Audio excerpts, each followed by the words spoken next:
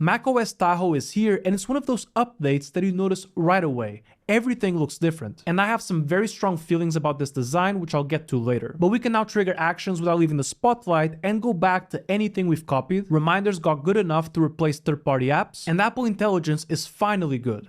Just kidding, that one still sucks, but this is still one of the biggest upgrades we've had in years. And let's start with the best thing that Apple's done this year, the Spotlight. And at first glance, it looks the same until you hover over it and see these 4 new buttons. And each button is a different launcher. The first one is for apps, and the second one is for files. That way, when you're searching for an app, you won't get random files mixed in and vice versa. You can also jump straight to either of these with Command 1 and Command 2. And in the case of files, you can even filter by file type like videos, images, or PDFs. But these next 2 are where things get interesting, because the third one is actions. And this lets you do things in other apps straight from the Spotlight, like sending an email, creating a calendar event, or adding a reminder. And this works for third-party apps too. And what makes this even better is that you can assign quick keys to trigger those actions even faster, like EM for sending an email or NC for a new calendar event. They definitely took heavy inspiration from Raycast, and more on that in a second. And I can't believe I'm saying this, but we finally have clipboard history on the Mac, which is the ability to go back to something you copied before. And this is actually turned off by default. To turn it on, we need to launch Spotlight, hit the clipboard icon, and then turn it on. And now anything you copy, even on your phone, gets saved to your Spotlight, and you can pull it up instantly with Command 4. Oh, and by the way, by default, the Spotlight shows you a bunch of crap that you probably don't care about, like Mac tips and results from a bunch of apps. But we can change that by going to Spotlight settings and untoggling the ones we don't want. This also makes it load much faster, as there's less stuff to index. Apple definitely 100% took huge inspiration from Raycast. And if you're impressed with this new Spotlight, then make sure to watch my Raycast video, which I'll link above and in the description. It's gonna blow your mind. So no, this doesn't replace Raycast yet, but there were some big improvements to the native apps. So much so that after using Todoist for 10 years, I'm finally all in on reminders, because a lot was added to it. We can now add new reminders straight from the Spotlight or quickly find others without even opening the app. And on the iPhone, we can now add them straight from the action button, which for me is huge. Another problem I always had is that you could not set specific repeat dates like the 4th day of every month or every Thursday, and that's been fixed as well. Another great addition is that you can now set reminders for your own reminders. So you can have something like finish assignment by 11 p.m. Friday, but get reminded at 4 p.m. the day before.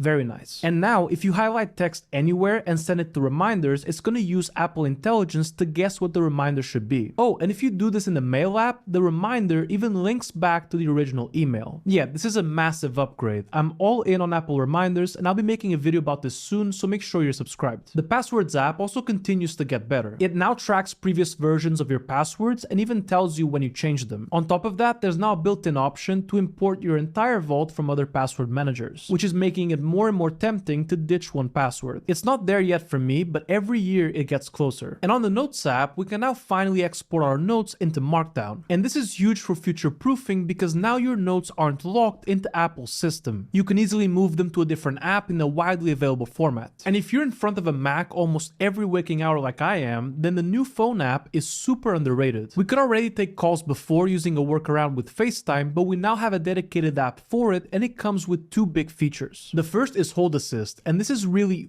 useful when you're calling a customer support line and have to wait a long time for a rep. Because when you trigger it, it'll sit on hold for you, and it connects you back the moment a rep picks up, so you don't have to sit through their terrible music for hours. And the other is Call Screening, and it's exactly what it sounds like. When you get a call from an unknown number, it's gonna pick it up for you, ask their name and reason for calling, and then lets you decide whether or not to answer. Scam calls have gotten completely out of control for me, and I haven't had a single one since I turned this feature on. And the Journal app was finally brought to the Mac, which was the only thing stopping me from using it, and it also comes with a bunch of new features. We can now have multiple journals, which is great if you're like me and want to keep business and personal separate. There's a new map view that shows all your entries tied to the places you've been, which makes it way more fun to go back and read, and we can now export our entire journal, which is great for peace of mind. This is now by far the best journaling experience out of any app that you can find. And while we're talking about app improvements, all All apps now have to tell you when they're running in the background, which is a huge win for privacy and security,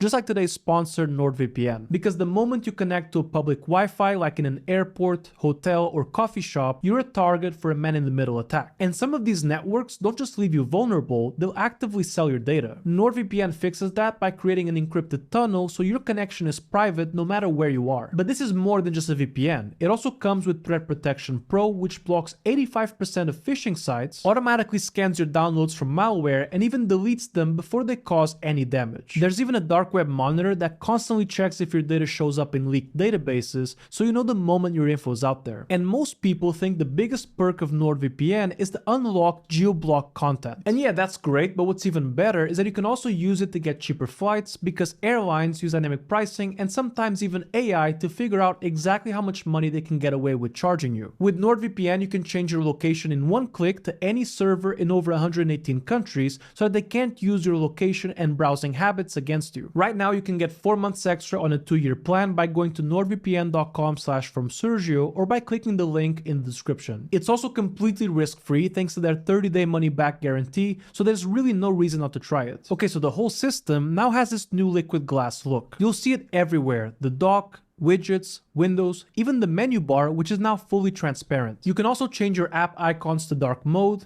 clear, or tint them to any color. I think this looks hideous, but maybe that's just me. You can also now change the color of every folder system-wide, and the volume and brightness indicators went from that clunky box in the middle of the screen to a much more subtle animation in the top right corner, which is much nicer. Not everything got better though. Finder, for example, feels like a step backwards. Here's the old Finder next to the new one. Right away, you can see that recents and shared folders now have their own VIP section at the top. I'm fine with recents staying there, but I don't collaborate using iCloud, so I have no use for shared. And if you don't want either of them there, you can just go to Finder Settings, sidebar, and uncheck them. But the real downgrade is that iCloud Drive, which used to have its own separate section, is now just lumped in with the other storage services. And then, for some reason, they've made every sidebar icon the exact same monochrome outline. And we can't change this, which is insane because they just made a huge deal of letting us customize app icons and folder colors across the entire system, which is purely cosmetic.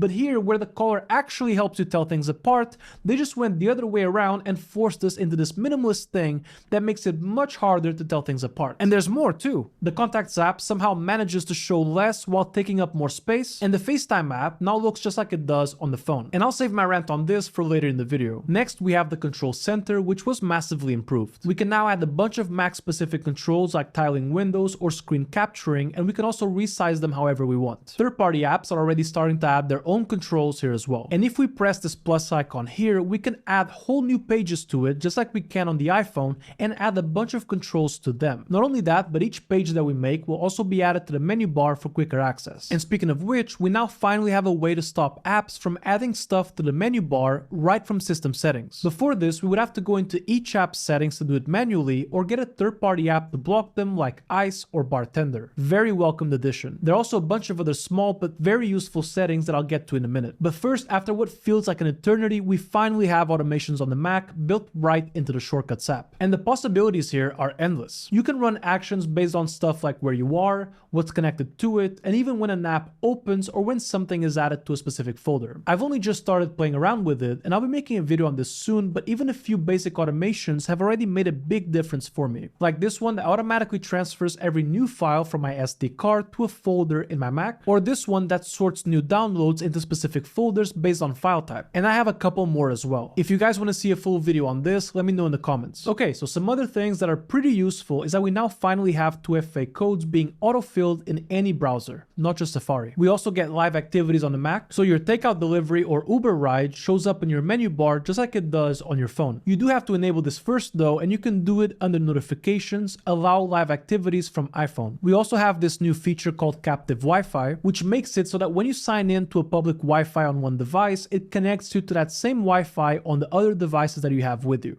Very nice. This update is a weird mix of finally And why? On one hand, we've got some really big wins. Spotlight got a huge upgrade, Reminders became probably the best to-do list app for most people, they brought the journal and the phone app to the Mac, we even have automations now, and we also got a bunch of other nice quality of life improvements. But then we got these very questionable design changes. And I get it, the whole point is to have a unified look across all operating systems, which is why they pulled the iPad closer to the Mac and dragged the Mac closer to the iPad. But I feel like a lot of stuff wasn't broken and it was perfect as it was. But then again, I'm just a random guy making videos on YouTube. And speaking of which, if you want to make the most out of your Mac, then check out this video here where I went over my favorite Mac apps that I use every single day. Thank you guys for watching, and I'll see you in the next one.